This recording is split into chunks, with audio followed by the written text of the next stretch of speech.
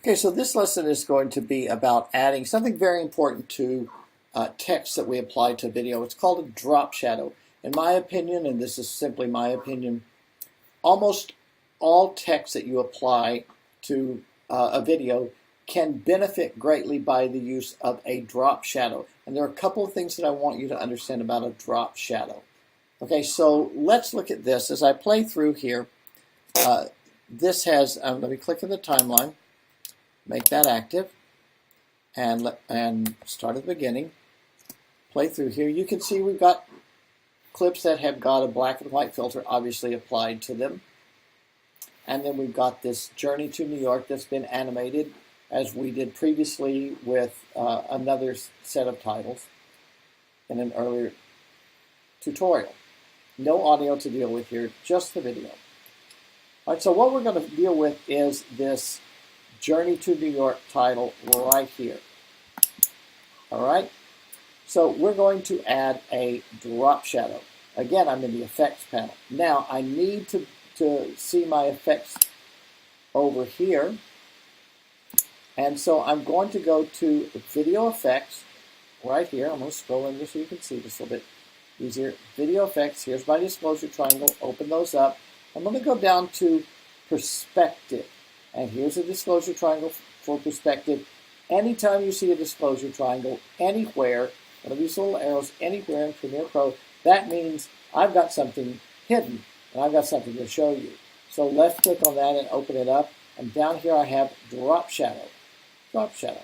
So I'm going to left click and hold. I'm going to drag this drop shadow over to this clip, New York title, which is my graphics for New York title here.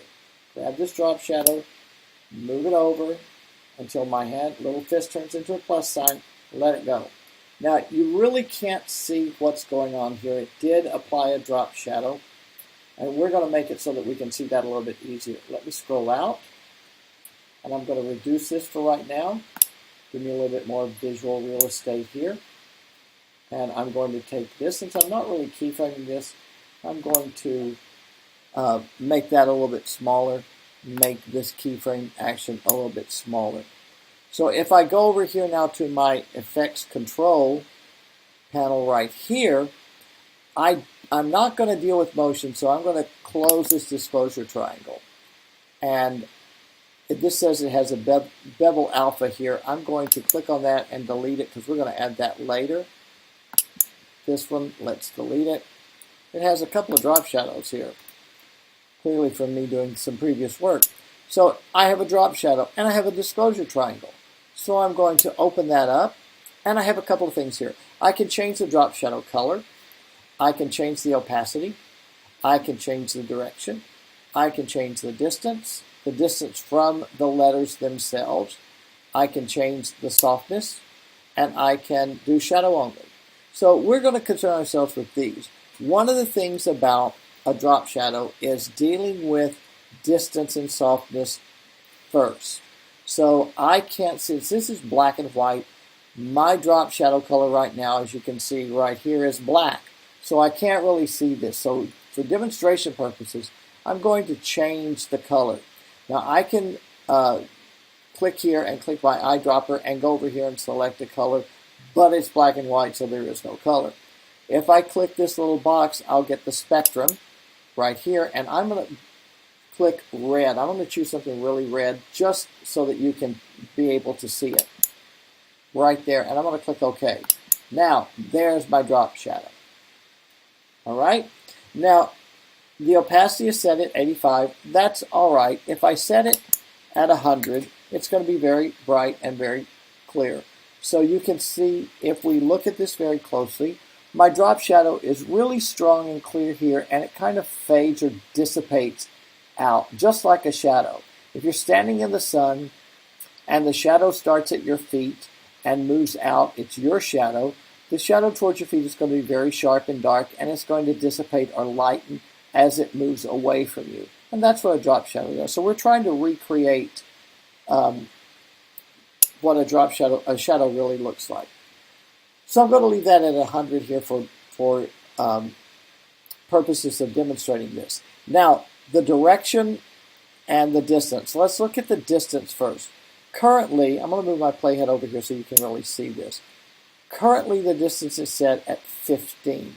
If I increase this, I'm going to double it to 30. Right? Oops, look at that. My drop shadow got really big. The further away you make it, it's really just a copy of your text. So if I put it at 70, you're going to see it actually move away. It looks like another set of text. So that doesn't look like a shadow at all because it's not connected to my text. So I'm going to reset that distance right here. My distance is at 5. I'm going to increase that for us to 15 just so you can see what it does.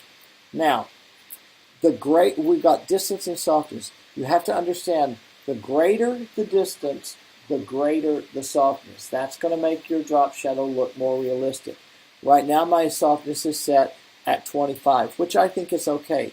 But let's change this softness to 5, right? And look what happens over here.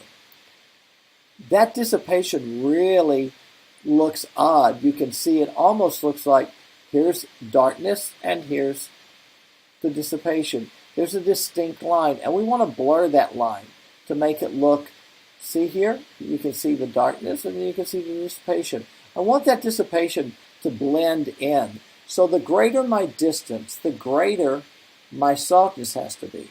So I'm going to change my softness to 30. Now I can also make this look, scrolling over here, and see I've eliminated that dark line. Now I can also make this look a little more natural by dealing with my opacity. So this opacity is set at 100. I'm going to reduce that to about 80%. And watch what happens over here on 80% when I hit return. It just softened my drop shadow. That looks a lot more natural. Now in this case, my drop shadow is primarily on this side. So my light would be coming from this side, shining this way, and making a shadow here. I can change that by changing my direction. You can input a number here by clicking there and inputting whatever number you want. I really don't like to do that. I'm much more visual. I'm going to go over here to this disclosure triangle. I'm going to click that, and you have this little speedometer thing. And as just like we did in rotation, if you look at the rotation tutorial, I can drag this, and as I do this, I want you to watch over here what happens to that drop shadow. Right, I'm going to left click and I'm going to drag it, and my drop shadow changes. I drag it to the right. Now my drop shadow is on the other side of the J. I can make it go underneath. I can make it go to the side. I can make it go to the top. But I always like mine to the left and down just a little bit. I think that really looks like a drop shadow should be. So when you're applying a drop shadow, make sure that you first look at your distance, and then the greater the distance, the greater the softness. Work with your opacity until you can lower it, and by left clicking and holding and dragging that, you can soften it bit by bit until visually it happens in real time. You can get it to approximately where you want it to be so that it really looks like a shadow. Now if I change my drop shadow back to a black and click OK, then you can see here I've got a little drop shadow. Okay, that's how we do a drop shadow. Hope you enjoyed that. That's all for today.